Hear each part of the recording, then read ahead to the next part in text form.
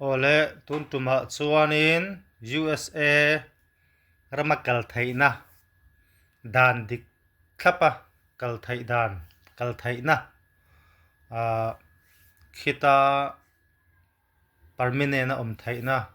tunlai la kumtin na an hon DV lottery diversity visa lottery anti chungchang ka soidona hei hi kaini zofa te hianin kan hriat kan tam lo nge mani e adil hi kan claim hian ka hria ti chuanin kan bank khon lo deuh po hian ka hria chuwang chuanin han soia deal theuh turin ka du sak bok chawni adil hun chung hi October ni atangin November ni nga thlengania tuna hian October ni sampathum kan lo thleng ta kan ram boy nu sipain sarkar na alak nu a phei hi chuanin sangni le somni pathuma kal tur hi mi sangkhat zale pasari in an patfuwa sangni le somni pali akal tur hian mi sangkhat le zaruk somruk le pasari in an patfu bokani ti chuanin sangni le somni panga tan chuanin mi sangkhat zasari le somni pathumin an patfu boka kumin sangni le somni palia kan dil na lekha hi sangni le somni paruk tan turani ti chuanin ama sapera ka soidu chu he mi deal turin emo khilai visa deal hun emo embassy interview hun emo USA vatlen huna emo engma saptong thiam kha ngai lo ti kha ma sain ka soidua ti chuanin hemi atana poimo pakhatte ten tun le tuna poimo hi soi ka du deuh boka ama sapera chuanin iming kha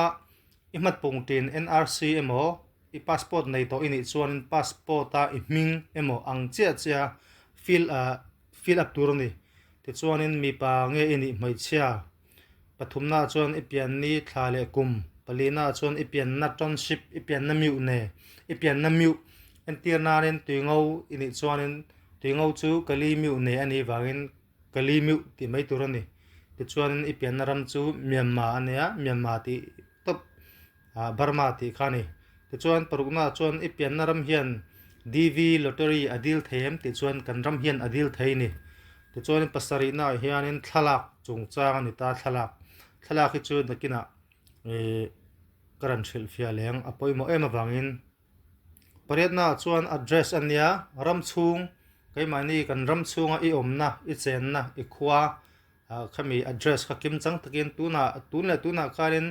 zo khathar tiaw le Mizoram lama iral tan po ni mai thei ni ma sara tuna chuanin tuna i pianna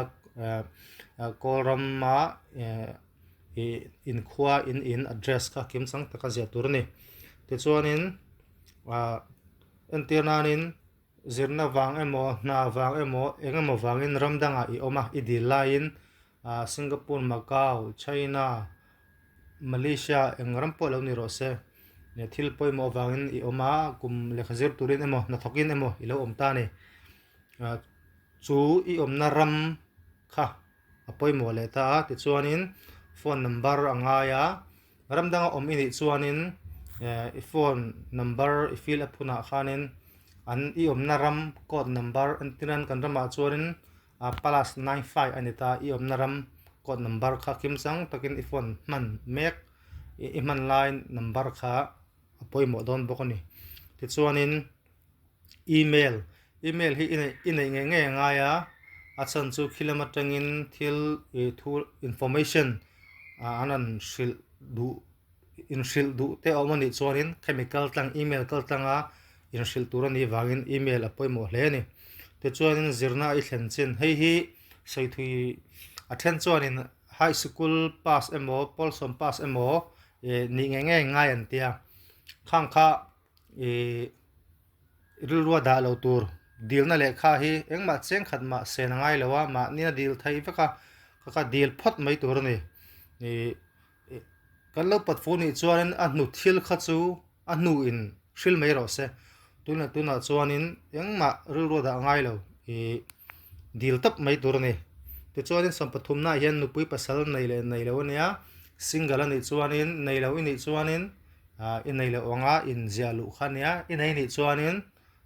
a thei tho boka i kopui kha i hming hnuaya nangma hming hnuaya a thun lu theya chutiang bokin i kopui po khanin ama hming hnuaya a thun lu thei bok cheni fa hi engzat po lo nei la kumsam ni le pakhat noi lam an ni phat chuanin azia lu vek theya i hming hnuaya nangma hminga indil ni chuan azia lu vek theya i kopui hminga indil ni point i kopui hming hnuaya zia lu vek thei ni ama ero hemi fa te kan tia po hian hei falak fachom fashion kan tiang chi po kha a thei vek ani ti chuanin thil pakhat chu i fa te zinga khanin kumsam ni pakhat hnuai lam emo achung emo nupui pasal nei an amani chuanin an ni kha chu a thei to lo shim shim a thei lo kha chuan manin a hran pa in an dil vele thei tho thungani ti chuanin i fa te zinga khanin emo i kopui emo USA rammi ni na green card nei to emo permanent na om theina nei to emo an ni chuanin zia tel tur an ni lo ni tu chu poimo le a ti chuanin fa inaya kopui poi nei ta entina nang chuan kal i duwa idila ani chuan kalan du lo i lo pat fu ni pon kalan du lo amai ro chu inupui i kopui le i fa te ni tlatawang khanin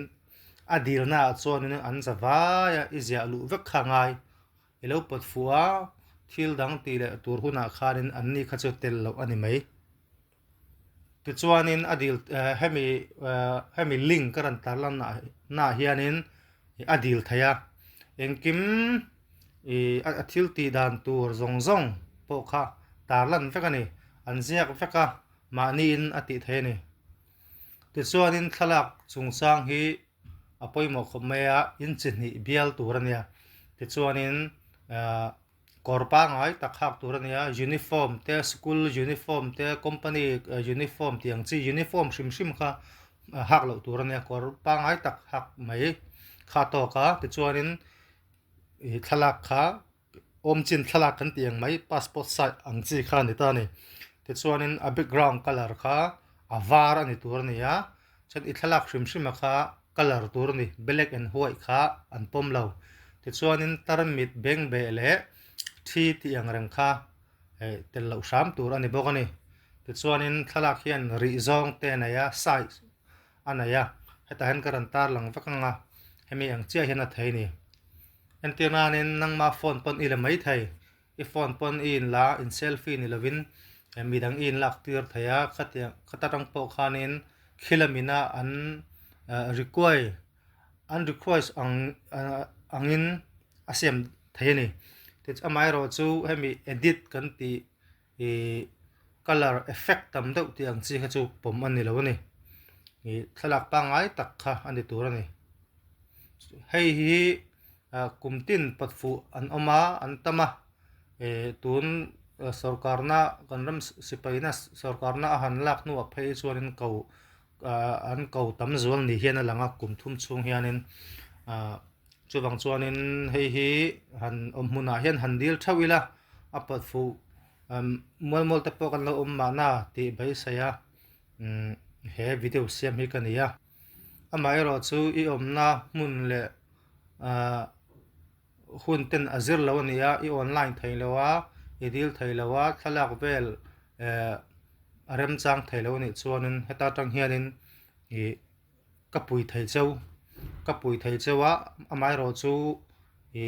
thingpui mon ang kha chu angai tur angai la englo hemi call ho hi chuanin an mani Facebook page a tam tak an chawngya na sa mi pakhata singkhala sanga tiang ji te khanin ka soidu zo ko chu kai ni tlang mi ni lo kon namdang unaw call korean tiang chi namdang te hen an dil na sa mai ni chuwang chuan ge ni po hen dil hloi uila ti kha ka du dana ne te chuanin asen so pom chuang lo mani ti thiam chuanin hemi website ama an mani link karan te hen luwa engkim kha ati thai mai ni amai ro chu mani ti thai lo kan amani chuanin hata tang hianin karan kapui thei tho chewa te chuanin tun lai tak hi ati hun lai tak zo ka nia atir le an khardon hun hi i